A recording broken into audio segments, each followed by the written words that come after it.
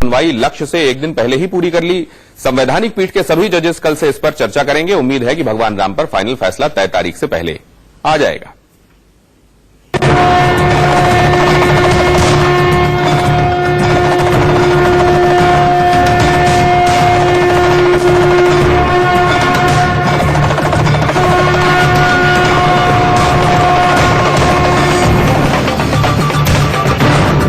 8 नवंबर के बाद किसी भी दिन किसी भी वक्त फैसला।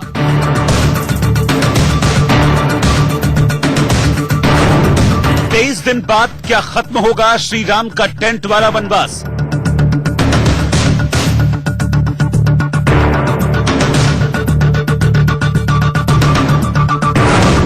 एक 134 साल पुराना विवाद अब सुलझने वाला है।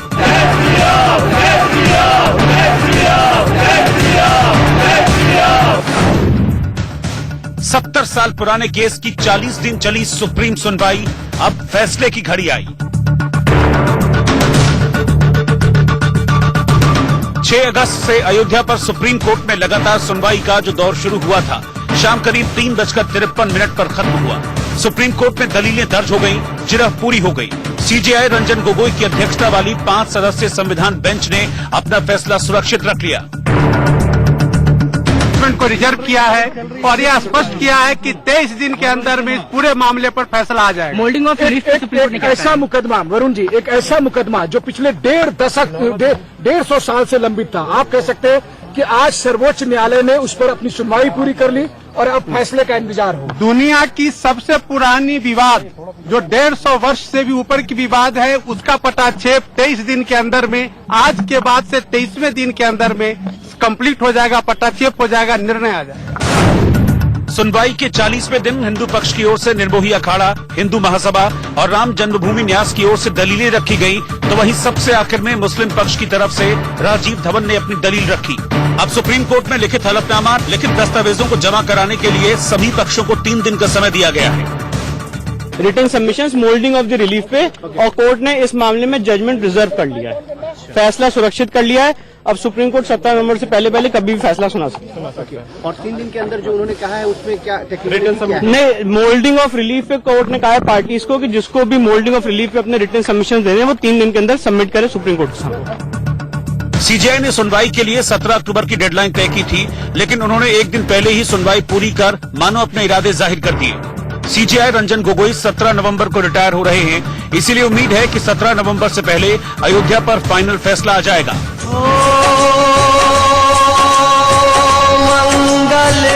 Bureau report, India news.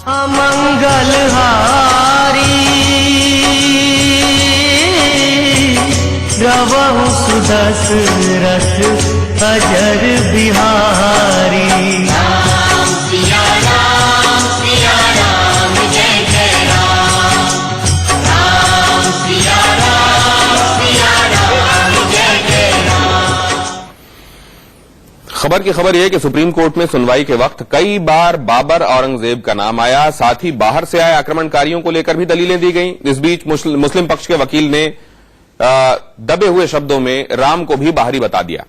मुस्लिम आक्रांताओं की तरह आर्यों को आक्रमणकारी कहने वाली दलील से नया विवाद शुरू हुआ।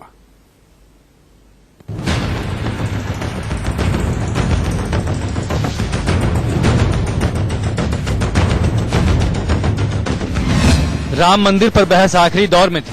उसी वक्त हिंदू पक्ष के वकील पराशरण की तरफ से कहा गया, बाबर और दूसरे मुगल शासक आक्रमणकारी थे जिन्होंने भारतीय मंदिरों और धरोहरों को तोड़ा। राम मंदिर के साथ भी ऐसा हुआ। अब बारी बाबर की ऐतिहासिक गलती सुधारने की है। राजीव धवन ने इस दलील को गौर से सुना और मजाकिया लहजे में कहा कि ये नई दलील है, जबकि इतिहास कुछ और है। राजीव धवन ने कहा, आक्रमणकारियों की बात हो तो सिर्फ नादिर शाह, तैमूर, चंगेज और अंग्रेज ही नहीं बल्कि आर्यों तक जाना होगा। कुछ लोग सिर्फ एक खास तरह के लोगों को ही आक्रमणकारी मानते हैं। आर्यों को आक्रमणकारी मानने से उनको परहेज है। जब मीर कासिम आया तो भारत एक देश नहीं बल्कि टुकड़ों में था। लोधी को हराकर आया, तब धीरे धीरे उसने अपना राज बढ़ाया। तब उसकी लड़ाई भारत से नहीं रजवाड़ों से थी। शिवाजी के समय राष्ट्रवाद की धारणा बढ़ी। यानी राजीव धवन ने सीधे शब्दों में भगवान राम को बाहरी कह दिया। यानी भगवान राम का जन्म यहाँ हुआ ही नहीं था बल्कि वो बाबर की तरह बाहर से आए थे। इतना ही नहीं, राजीव की दलील में हिंदू और मुस्लिम शासक में कोई अंतर नहीं रह गया। आक्रांताओं की जमात में मुगल भी शामिल हो गए और आर्य भी। डीएनए के वैज्ञानिकों ने खोज की है और पता लगाया है, उसमें ये बात बहुत अधिक प्रमाणित होकर के आई है कि भारत में बाहर से आने वाले लोगों की संख्या उतनी अधिक नहीं है जितनी कि भारत से ही बाहर जाने वाले लोगों की संख्या है। राखी गढ़ी से मिले हुए अवशेष के जो भी आकृति बनाए गए हैं वो आकृतियां हूबहू भारतीय परंपरा के मनुष्यों से मिलती हैं। और इसके अलावा भी राखी गढ़ी में पाए गए अवशेष में जो बर्तन वगैरह प्राप्त हुए हैं वो भी बताते हैं कि वहां के लोग जो आज है उनकी परंपरा में ही थे और वही बर्तन आज भी लोग यूज करते हैं। हम हिंदू और मुस्लिम शासकों में कैसे अंतर कर सकते हैं? 1206 के बाद से मुसलमान मौजूद थे। इस्लाम ने उन लोगों के लिए आकर्षण पैदा किया जो छुआछूत से परेशान थे। बाबर ने लोधी के साथ युद्ध किया जो एक मुस्लिम था। भारत सिर्फ एक नहीं था, यह बहुतों का मिश्रण था। हिंदू पक्ष की तरफ से जब बाबर और दूसरे आक्रमणकारियों की बात की गई तो मुस्लिम पक्ष की तरफ से राम को मुस्लिम आक्रमणकारियों के करीब लाकर खड़ा किया। लेकिन इतिहासकार आर्यों को आक्रमणकारी बताए जाने वाली इस दलील को अलग तरह से देखते हैं। आज बताइए कितनी दुर्भाग्य की बात है कि जब देश का बंटवारा एक पाकिस्तान हो गया, मुस्लिम देश हो गया वो, और उसके बाद यहाँ पे जो रुक गए, सब सम्मान दिया गया। इस देश की पहचान भगवान श्री राम से है और उस भगवान श्री राम की मंदिर के लिए मस्जिद बनाने पे तुले हुए। एक तरफ बाबर के मीर बाकी ने तोड़ा और वहां मस्जिद बनाया, दूसरे वर्तमान में जो मुसलमान है वो भी तुले हुए कि नहीं, कुछ बाकी तो समर्थन भी और कर रहे हैं। तो ये बड़ा दुर्भाग्यपूर्ण है। धवन साहब को और मुस्लिम पक्षकारों को चाहिए कि राम मंदिर भव्य बने, इसके लिए पूरा समर्थन देना चाहिए। आज भारतीय मूल के थे या बाहर से आए थे ये अलग विषय है, लेकिन राम मंदिर के मुद्दे पर भगवान राम को बाहरी बताकर मुस्लिम पक्ष के वकील राजीव धवन ने एक नई बहस शुरू कर दी है।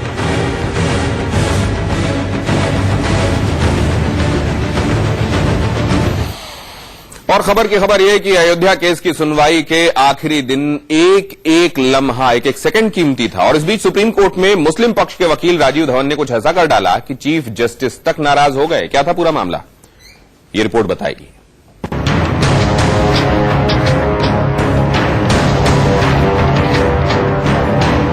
किताब के एक नक्शे से मुस्लिम पक्ष के वकील इतने हताश और परेशान हो गए कि उन्होंने सबसे बड़ी अदालत में पंच परमेश्वर का सम्मान भी नहीं किया।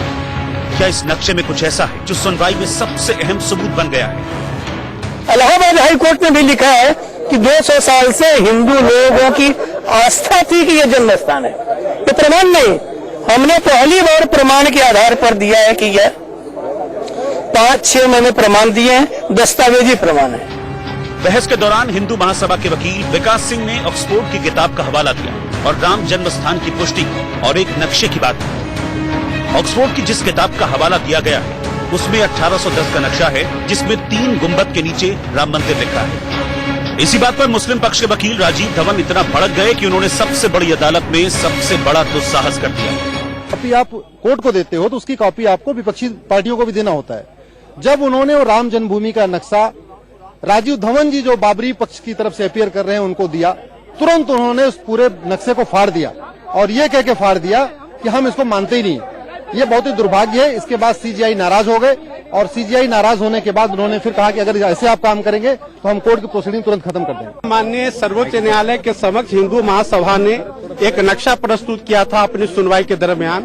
उस नक्शा में यह कहा गया था कि ब्रिटिश पीरियड के दरमियान एक नक्शा बना था अयोध्या जी का जिसमें राम जन्म स्थान को दर्शाया गया है और यह वही जगह है जहां की मुसलमानों के द्वारा राम जन्म स्थान को विवादित किया गया था बाबरी मस्जिद के नाम पर।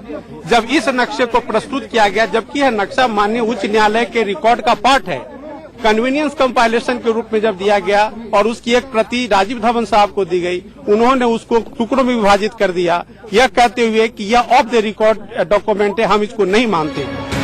आपको बता दें कि ब्रिटेन की लाइब्रेरी से हिंदू महासभा ने नक्शा निकलवाया और अदालत में पेश किया था, लेकिन मुस्लिम पक्षकार इस नक्शे को सिरे से खारिज करते रहे। 4 मार्च 2018 का ऑर्डर है, जिसमें कोर्ट ने किताब परमिट की थी फाइल करने के लिए, और मिस्टर विकास सिंह ने वही कोर्ट को बताया कि हम ये किताब ऑलरेडी कोर्ट के ऑर्डर से फाइल कर रहे हैं। तो राजीव धवन ने उसमें जो नक्शा था, जो विकास सिंह साहब ने पेश किया था कोर्ट के सामने, जो नक्शा है वो ये दिखाता है कि जन्म स्थान है और वहां पे भगवान राम पैदा हुए, वो नक्शा उन्होंने कोर्ट के सामने फाड़ दिया, 5 जजेस के सामने। उस टाइम को डिस्ट्रीब्यूट कर दिया और कहा इनसे, चूंकि ये सूट रेफरेंस नंबर 2 की तरफ से आसरन साहब ने बहस की और दयानंद साहब बहस कर रहे हैं, तो उनका टाइम वो थोड़ा कटेल किया भाई, कि बाकी पार्टीज को निर्भय खड़ा है और लोग भी हैं, इसलिए उन्होंने उसी टाइम को डिस्ट्रीब्यूट कर दिया और कुछ नहीं कहा। मुस्लिम पक्ष के वकील के रवैये पर चीफ जस्टिस रंजन गोगोई काफी नाराज हो गए। उन्होंने कहा कि अगर ऐसा ही चलता रहा तो वो उठकर चले जाएंगे। इससे पहले भी राजीव धवन ने आरोप लगाया था कि अदालत सिर्फ मुस्लिम पक्ष से सवाल पूछती है, हिंदू पक्ष से कम ही सवाल होते हैं। Bureau report, India news. मुस्लिम पक्ष के वकील राजीव धवन ने नक्शा फाड़ा तो वो किताब फिर सुर्खियों में आ गई, जिसमें नक्शे को लेकर नई थ्योरी दी गई है। आखिर इस किताब में राम मंदिर जमीन विवाद को लेकर क्या क्या तथ्य बताए गए हैं, ये रिपोर्ट देखिए।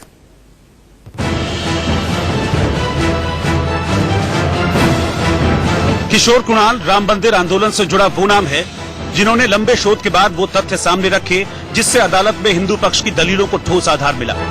जो नक्शा सुनवाई के दौरान फाड़ा गया, उसका भी जिक्र इस किताब में है। आपको बता दें कि किशोर कुणाल ने अयोध्या रिविजिटेड नाम से किताब लिखी है। किताब में दावा किया गया है कि 6 दिसंबर 1992 को जिस विवादित ढांचे को तोड़ा गया वो बाबरी मस्जिद नहीं थी। किताब के मुताबिक इस बात के पर्याप्त सबूत हैं कि ढांचे वाली जगह पर राम मंदिर था। किताब में 3 नक्शे हैं, वहां पर राम जन्म स्थान की सही जगह अंकित है। इन्हीं 3 नक्शों में से एक नक्शा वकील विकास सिंह ने कोर्ट में दिखाया था।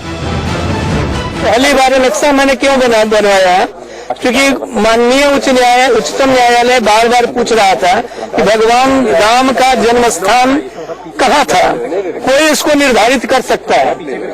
मैं बैठा हुआ था बार बार, तो मैंने जो मेरे पास प्रमाण थे उनके आधार पर मैंने आर्किटेक्ट से लेकर के आर्किटेक्ट की मदद से ये सब बनवाया। इसकी सबसे बड़ी विशेषता देखिए, यह स्थान जो भगवान का जन्म स्थान है, ये मस्जिद में 1 मिनट के लिए मान लीजिए, ये मध्य वाला हिस्सा है, ये उधर दक्षिण वाला है, उत्तर वाला है। अयोध्या रिविजिटेड किताब 2016 में प्रकाशित की गई थी। किताब में लिखा गया है कि अयोध्या स्थित राम मंदिर को 1528 में मीर बाकी ने ध्वस्त नहीं किया था, बल्कि इसे 1660 में औरंगजेब के रिश्तेदार फिदाई खान ने तोड़ा था। आगे लिखा है, बाबर एक उदार शासक था और विवादित बाबरी मस्जिद के निर्माण में उसकी कोई भूमिका नहीं थी। किताब में यह भी दर्ज है कि बुकानन के रिकॉर्ड्स के मुताबिक औरंगजेब के शासनकाल में अयोध्या, काशी और मथुरा के मंदिर तोड़े गए थे। बाबरनामा में मंदिर तोड़ने का जिक्र तक नहीं है। इलाहाबाद हाई कोर्ट ने भी लिखा है कि 200 साल से हिंदू लोगों की आस्था थी कि यह जन्म स्थान है। ये प्रमाण नहीं, हमने पहली बार प्रमाण के आधार पर दिया है कि यह 5-6 मैंने प्रमाण दिए हैं, दस्तावेजी प्रमाण है। किशोर कुणाल का दावा है कि उनकी किताब में पहली बार 12 नए दस्तावेज साझा किए गए जो विवादित जगह पर राम मंदिर की मौजूदगी को साबित करते हैं। देख लीजिए, यही नक्शा है, इसी नक्शे को देख करके क्यों लगता है राजीव धवन ने नक्शा ऐसे फाड़ दिया? जानते हैं कि ये पहुंच जाने के बाद उनके केस में कोई दम नहीं रहेगा, उनका सारा झूठ निकल जाएगा। नक्शा पेश करते वक्त हिंदू महासभा के वकील विकास सिंह ने कहा था कि किशोर कुणाल की किताब को अदालत में रिकॉर्ड के तौर पर स्वीकार किया जाए। शायद इसी वजह से मुस्लिम पक्ष के वकील नाराज हो गए, क्योंकि ऐसे रिकॉर्ड से उनका पक्ष कमजोर पड़ सकता था। Bureau report, India news. Supreme court में फाइनल सुनवाई के दौरान एएसआई की खुदाई का भी बार बार जिक्र हुआ। आर्कियोलॉजिकल सर्वे ऑफ इंडिया, हमने एएसआई के पूर्व डायरेक्टर से बातचीत कर यह जानने की कोशिश की कि क्या 1976-77 की खुदाई में इस बात के सबूत मिले थे कि मंदिर को तोड़ा गया और फिर वहां मस्जिद की तामीर की गई।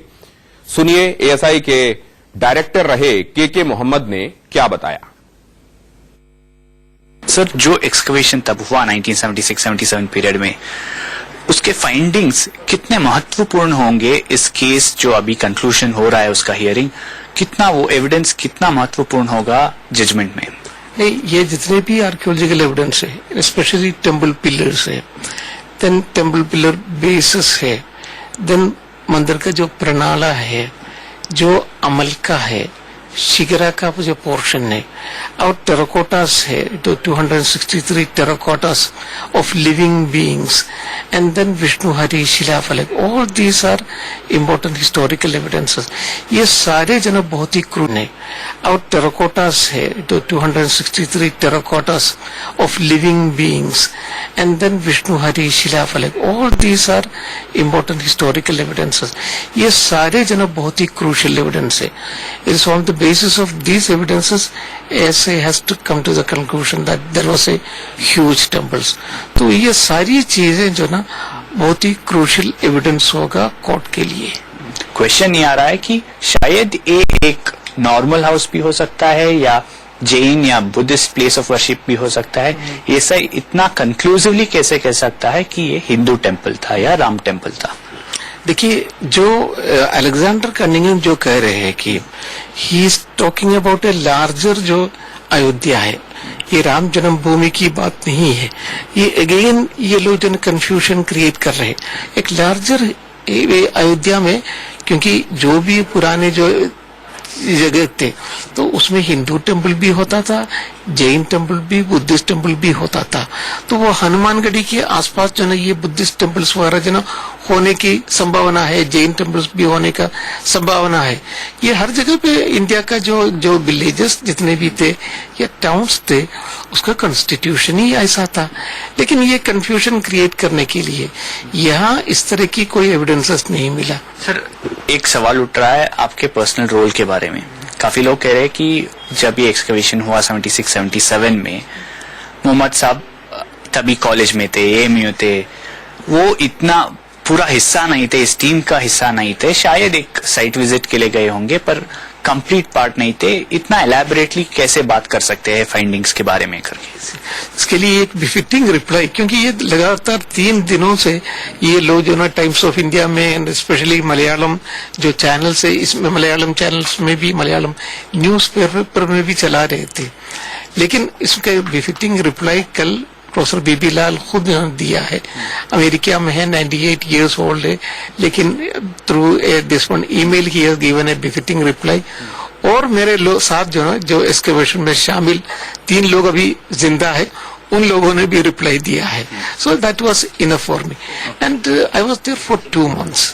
और हमारे और भी आर्कियोलॉजिकल सर्वे ऑफ इंडिया का रिकॉर्ड्स है, कई रिटर्न रिकॉर्ड्स है, उसमें देख सकते हैं। 1940 के दशक से पहले तक बाबरी मस्जिद को मस्जिदे जन्म स्थान कहा जाता था।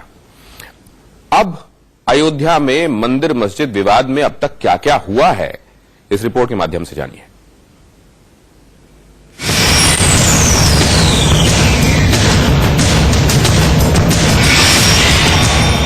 अयोध्या विवाद आज का नहीं है। मंदिर मस्जिद का ये विवाद सदियों से चल रहा है।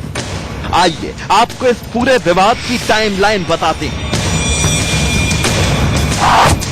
1528 में भारत के पहले मुगल बादशाह बाबर के आदेश पर रामकोट की पहाड़ी पर मस्जिद का निर्माण कराया गया। बाबर के सेनापति मीर बाकी ने इसका नाम बाबरी मस्जिद रखा। 1853 हिंदुओं और मुसलमानों के बीच हिंसा की पहली घटना अवध के नवाब वाजिद अली शाह के शासनकाल के दौरान दर्ज की गई। निर्मोही अखाड़े ने ढांचे पर दावा करते हुए कहा कि यह मस्जिद मंदिर को तोड़कर बनाई गई थी। 1859 में ब्रिटिश सरकार ने विवादित जगह को 2 हिस्सों में बांट दिया और दोनों समुदायों को प्रार्थना करने की इजाजत दे दी। 16 जनवरी 1950 को विवाद पहली बार अदालत पहुंचा। गोपाल सिंह विशारद ने फैजाबाद कोर्ट से रामलला की पूजा अर्चना की विशेष इजाजत मांगी। 17 दिसंबर 1959 को निर्मोही अखाड़ा ने विवादित जमीन पर दखल के लिए केस दायर किया। 18 दिसंबर 1961 को यूपी सुन्नी वक्फ बोर्ड ने बाबरी ढांचे के मालिकाना हक के लिए मुकदमा किया। 1984 में विश्व हिंदू परिषद ने बाबरी ढांचे की जगह भव्य राम मंदिर के लिए अभियान शुरू कर दिया। 1 फरवरी 1986 को फैजाबाद की अदालत ने ढांचे का ताला खोलने और रामलला की पूजा की मंजूरी दे दी। विरोध में बाबरी एक्शन कमेटी का गठन हुआ। जून 1979 में बीजेपी ने विश्व हिंदू परिषद को समर्थन देकर मंदिर आंदोलन शुरू कर दिया। 1 जुलाई 1989 को भगवान राम लला विराजमान नाम से 5वां मुकदमा दाखिल किया गया। 9 नवंबर 1989 को राजीव गांधी की सरकार ने मंदिर के शिलान्यास की मंजूरी दे दी। 25 सितंबर 1990 को बीजेपी के तत्कालीन अध्यक्ष लाल कृष्ण आडवाणी की अगुवाई में सोमनाथ से अयोध्या तक रथ यात्रा निकाली गई। अक्टूबर 1991 में यूपी की कल्याण सिंह सरकार ने बाबरी मस्जिद के आसपास की 2.77 एकड़ भूमि को सरकारी अधिकार में ले लिया। 6 दिसंबर 1992 को हजारों की संख्या में कार सेवकों ने अयोध्या में विवादित ढांचे को गिरा दिया। सांप्रदायिक हिंसा भड़की और 2000 से ज्यादा लोगों की मौत हो गई। 2003 में हाईकोर्ट ने पुरातत्व विभाग से विवादित जगह पर खुदाई करने के आदेश दिए। 30 सितंबर 2010 को इलाहाबाद हाईकोर्ट की लखनऊ खंडपीठ ने आदेश पारित करके अयोध्या में विवादित जमीन को रामलला विराजमान, निर्मोही अखाड़ा और सुन्नी वक्फ बोर्ड में बराबर बांटने का फैसला किया। इसके बाद सबने सुप्रीम कोर्ट में इस फैसले को चैलेंज किया। 16 अक्टूबर 2019 अयोध्या मामले में सुप्रीम कोर्ट की सुनवाई पूरी हो गई है। सुनवाई के आखिरी दिन सुप्रीम कोर्ट की बनाई मध्यस्थता कमेटी ने कोर्ट में एक रिपोर्ट पेश की। सूत्रों के मुताबिक इसमें सुन्नी वक्फ बोर्ड मंदिर निर्माण के लिए विवादित जमीन का दावा छोड़ने को तैयार है। इस दावे का सच क्या है?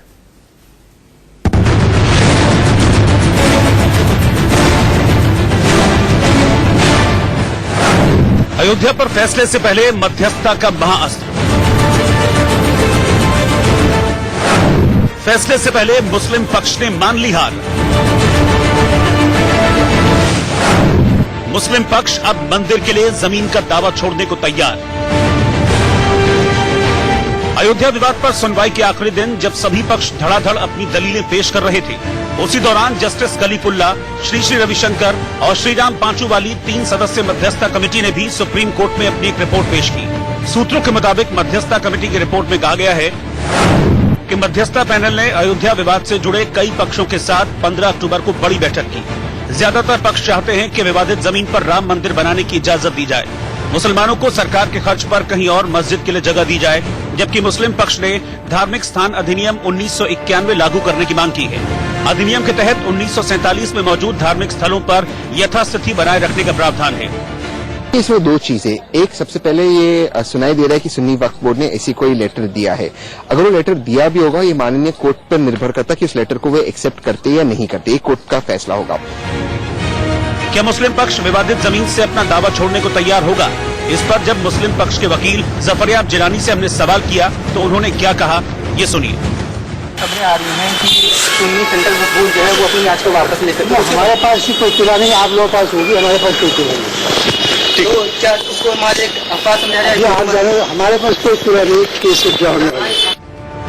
आपको बता दें कि सुप्रीम कोर्ट ने मार्च महीने में समझौते से विवाद के समाधान के लिए 3 सदस्यीय मध्यस्थता कमेटी बनाई थी, जिसकी कोशिशें नाकाम होने के बाद ही सुप्रीम कोर्ट ने अगस्त महीने से मामले की नियमित सुनवाई शुरू की और ये साफ कर दिया था कि मध्यस्थता की कोशिशों से उसे कोई गुरेज नहीं है, मगर हर पक्ष की दलीलें 16 अक्टूबर तक पूरी हो जानी चाहिए। आशीष सिन्हा, इंडिया न्यूज, दिल्ली।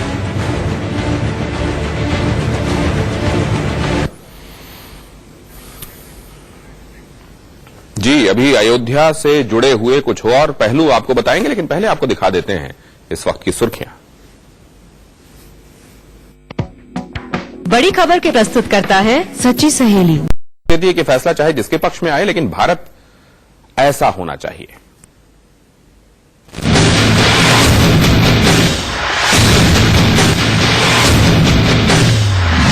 कौन कह सकता है कि जिगरी दोस्त की तरह मिलने वाले वकालत के ये पुरोधा चंद मिनट पहले तक अदालत में अपने तर्कों की तलवार से एक दूसरे पर वार कर रहे थे।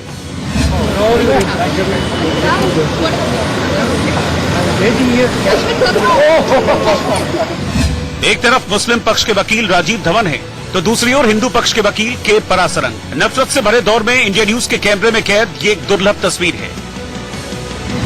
आपके टीवी स्क्रीन पर बाईं तरफ हैं के परासरन, जो अयोध्या विवाद केस में हिंदू पक्ष के वकील हैं, और दाईं तरफ हैं राजीव धवन, जो मुस्लिम पक्ष के वकील हैं। सुनवाई के आखिरी दिन दोनों वरिष्ठ वकील सुप्रीम कोर्ट से बाहर निकले तो अयोध्या केस की दलीलों के सारे गिले शिकवे एक सेकंड में भुला दिए। परासरन ने राजीव धवन की पीठ पर हाथ रखा, दूसरा हाथ उनके सीने पर मारा और फिर राजीव धवन का हाथ अपने हाथ में लेकर एक थपकी दी। इसके बाद गर्मजोशी से दोनों ने हाथ मिलाए। राजीव धवन एक कदम आगे बढ़े तो परासरन ने फिर रोका। कुछ ऐसा बोला कि राजीव धवन जोर जोर से हंसने लगे।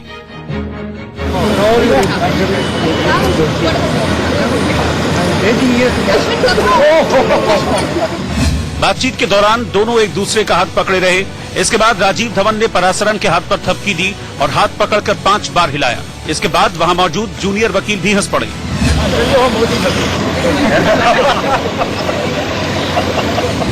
सीजफायर के बाद की इस तस्वीर से कुछ देर पहले ही कानूनी युद्ध में राजीव धवन ने हिंदू पक्ष के सबूत को अदालत में फाड़ दिया था, लेकिन अब दोनों साथ हैं और एक दूसरे को गले लगा रहे हैं। ये तस्वीर कुछ वैसी ही है जैसे मैराथन रेस खत्म होने के बाद 2 धावक एक दूसरे को गले लगाते हैं, बताते हैं कि दूसरे की मेहनत का भी वो सम्मान करते हैं। फैसला चाहे जो हो, कानून की किताब में इन दोनों का नाम इस केस के साथ दर्ज होना तय है। लेकिन किताब के अलावा एक और चीज है जो हर पेशेवर इनसे सीख सकता है, और वो ये कि पेशा कभी भावनाएं और कट्टरता नहीं देखता।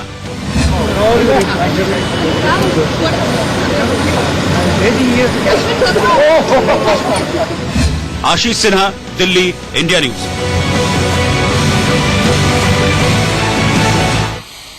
मुस्लिम पक्ष की तरफ से राजीव धवन ने मालिकाना हक को लेकर आखिरी दलीलें पेश की। राजीव धवन ने नादिर शाह और तैमूर लंग तक का जिक्र किया। वो आखिर क्यों मुस्लिमों का जमीन का मालिकाना हक देने की अपील कर रहे हैं, ये रिपोर्ट आपको बताएगी।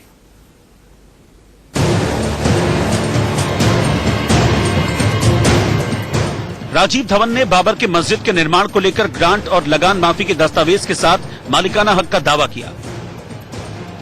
धवन ने कहा कि यात्रियों की किताबों के अलावा हिंदू पक्ष के पास टाइटल यानी मालिकाना हक का कोई सबूत नहीं है। विक्रमादित्य मंदिर वाली बात मान भी लें तो भी ये राम जन्मभूमि मंदिर की दलील से मेल नहीं खाता। धवन ने आगे दलील देते हुए कहा, आक्रमणकारियों की बातें हों तो सिर्फ Nadir Shah, Taimur lung, Genghis Khan और अंग्रेज ही नहीं बल्कि आर्यों तक जाना होगा। लेकिन ये लोग सिर्फ एक खास तरह के लोगों को ही आक्रमणकारी मानते हैं। आर्यों को आक्रमणकारी मानने से इन्हें परहेज है। जब मीर कासिम आया तो भारत एक देश नहीं बल्कि टुकड़ों में बटा था। लोधी को हराकर आया, तब धीरे धीरे उसने अपना राज बढ़ाया। तब उसकी लड़ाई भारत से नहीं रजवाड़ों से थी। धवन ने यह भी दलील दी कि शिवाजी के समय राष्ट्रवाद की धारणा बढ़ी। धवन ने आगे दलील दी, हम हिंदू और मुस्लिम शासकों में कैसे अंतर कर सकते हैं। 1206 में सल्तनत शुरू हुई। 1206 के बाद से मुसलमान मौजूद थे। जो लोग छुआछूत से परेशान थे वो इस्लाम से जुड़ते चले गए। बाबर ने लोधी के साथ युद्ध किया जो एक मुस्लिम था। यदि हिंदू 1855 से पहले टाइटल साबित करने में सक्षम है तो मैं इसके जवाब में 2 शताब्दियों से अधिक से पहले की जगह का मालिक हूं। राजीव धवन ने आगे कहा, मैं मोल्डिंग ऑफ रिलीफ के तहत बाबरी मस्जिद को फिर से बनाने की मांग कर रहा हूं। मस्जिद को दोबारा बनाने का अधिकार है। भले ही वहां मस्जिद नहीं है लेकिन अभी भी यह जमीन वक्फ की है। हम बाबरी विध्वंस के पहले की स्थिति चाहते हैं। इस पर जस्टिस चंद्रचूड़ ने कहा, आप जो मैप दिखा रहे हैं उसमें चबूतरा इनर, भले ही वहां मस्जिद नहीं है लेकिन अभी भी यह जमीन वक्फ की है। हम बाबरी विध्वंस के पहले की स्थिति चाहते हैं। इस पर जस्टिस चंद्रचूड़ ने कहा, आप जो मैप दिखा रहे हैं उसमें चबूतरा इनर कोर्टयार्ड में था। राजीव धवन ने कहा, चबूतरा भी मस्जिद का हिस्सा है। मस्जिद की दीवार कब्रगाह के पास से शुरू होती है।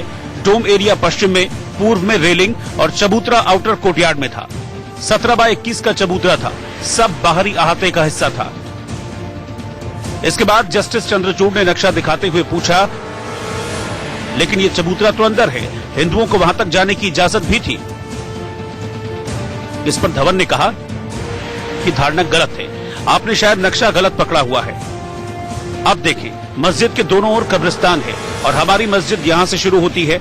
चबूतरा बाहरी अहाते में ही है।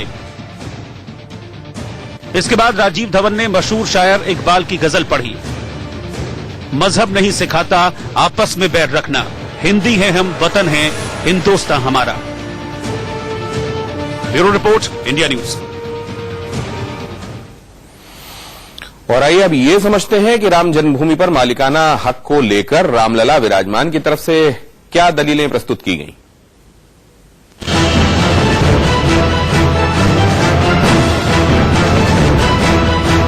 मुस्लिम पक्ष ये दलील देता रहा है कि 1857 से 1934 तक विवादित स्थल पर नमाज पढ़ी जाती थी, जबकि वैद्यनाथन ने कहा कि 1934 के बाद जब नमाज पढ़ी ही नहीं जा रही तो मुस्लिम मस्जिद का दावा क्यों कर रहे हैं। रामलला विराजमान के वकीलों का दावा यह है कि 1855 तक हिंदू और मुसलमान साथ पूजा करते थे। विवाद के बाद अंग्रेजों ने रेलिंग बना दी, लेकिन राम की पूजा इस रेलिंग से बाहर भी जारी रही।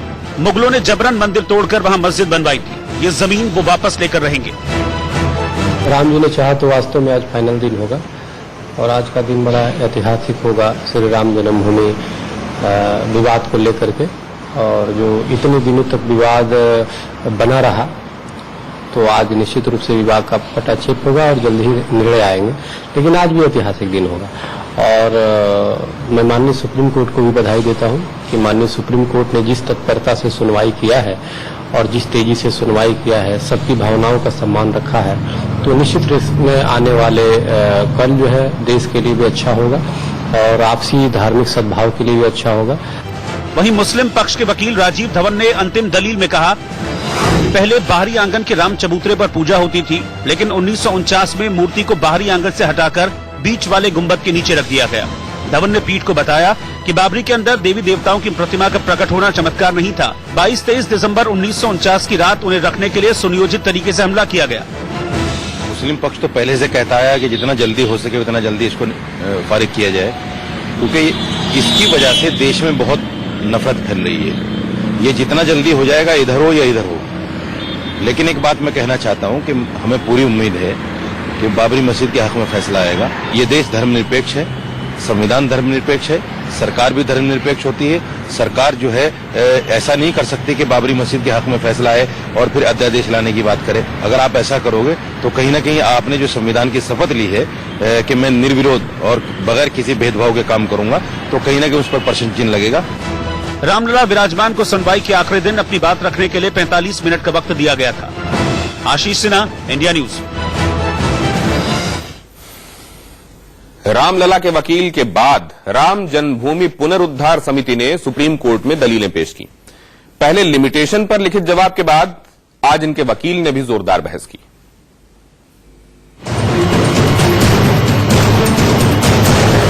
दोपहर करीब 2:30 बजे राम जन्मभूमि पुनरुद्धार समिति की तरफ से पीएन मिश्रा ने बहस शुरू की।